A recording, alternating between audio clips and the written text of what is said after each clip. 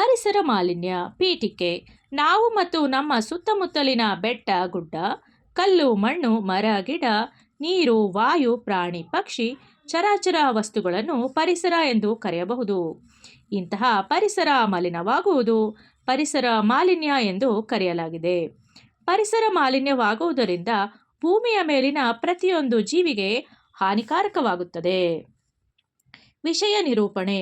ಹೆಚ್ಚುತ್ತಿರುವ ಜನಸಂಖ್ಯೆ, ಪರಿಸರ ಮತ್ತು ಸ್ವಚ್ಛತೆ ಮಹತ್ವದ ಅರಿವಿಲ್ಲದಿರುವುದು, ಅಜ್ಞಾನ, ಮೂಢನಂಬಿಕೆಗಳು, ವಸ್ತುಗಳ ಮರುಬಳಕೆಯಲ್ಲಿ ಅಸಡ್ಡೆ, ಅತಿ ವಾಹನಗಳ ಬಳಕೆ, ಕಾರ್ಖಾನೆಗಳ ಅಸುರಕ್ಷಿತ ಕಾರ್ಯಗಳು, ಕಾಡುಗಳ ನಾಶ, ನಗರ ನಿರ್ಮಾಣ ಇತ್ಯಾದಿ ಕಾರ್ಯಗಳು ಪರಿಸರ ಮಾಲಿನ್ಯಕ್ಕೆ ಕಾರಣವಾಗುತ್ತಿವೆ.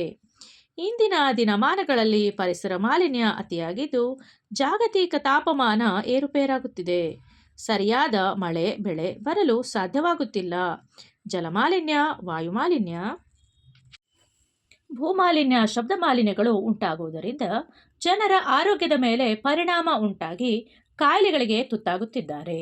ಇದರಿಂದ ಮಾನವ ಜನಾಂಗವೇ ಭೂಮಿಯ ಮೇಲೆ ವಾಸ ಮಾಡುವುದು ದುಸ್ತರವಾಗುವ ಕಾಲ ಸಮೀಪಿಸಿ ಬಿಟ್ಟಿದೆ ಎಂದು ಹೇಳಬಹುದು. ಆದ್ದರಿಂದ ಪರಿಸರ ಮಾಲಿನ್ಯವನ್ನು ತಡೆಗಟ್ಟಿ ಮಾನವ ಕುಲದ ಒಳಿತಿಗೆ ಎಲ್ಲರೂ ಪರಿಶ್ರಮಿಸಬೇಕಾಗಿದೆ.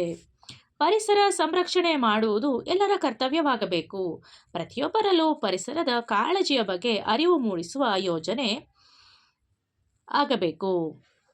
ಕಾಡುಗಳನ್ನು ನಾಶ ಮಾಡಬಾರದು, ಬೆಳೆಸಬೇಕು. ಕಾಡುಗಳಿದ್ದರೆ ನಾಡು ಸುರಕ್ಷಿತವಾಗಿರಲು ಸಾಧ್ಯ. ಹೆಚ್ಚು ಹೆಚ್ಚು ಗಿಡಗಳನ್ನು ಬೆಳೆಸಬೇಕು. ನೀರಿನ ಮಿತ ಬಳಕೆ, ವಾಹನಗಳ ಮಿತ ಬಳಕೆ, ಕಾರ್ಖಾನೆಗಳಿಂದ ಮಾಲಿನ್ಯವಾಗದಂತೆ ಪರ್ಯಾಯ ವ್ಯವಸ್ಥೆಗಳನ್ನು ಕೈಗೊಳ್ಳುವುದು, ನೀರು, ಪ್ಲಾಸ್ಟಿಕ್, ಕಬ್ಬಿಣದಂತಹ ವಸ್ತುಗಳನ್ನು ಮರುಬಳಕೆ ಮಾಡುವ ವ್ಯವಸ್ಥೆಯನ್ನು ರೂಪಿಸುವುದು. ಉಪಸಂಹಾರ. ಕಾಡಿದ್ದರೆ ನಾಡು, ನಾಡಿದ್ದರೆ ನಾವು. ಪರಿಸರ ಸಂರಕ್ಷಣೆ ನಮ್ಮೆಲ್ಲರ ಹೊಣೆ. ವಿದ್ಯಾರ್ಥಿಗಳಾದ ನಾವು ಪರಿಸರ ಸಂರಕ್ಷಣೆ ಅರಿವನ್ನು ಮೂಡಿಸಿಕೊಂಡು ಪ್ರತಿಯೊಬ್ಬರಲ್ಲೂ ಜಾಗೃತಿಯನ್ನು ತರಬೇಕು.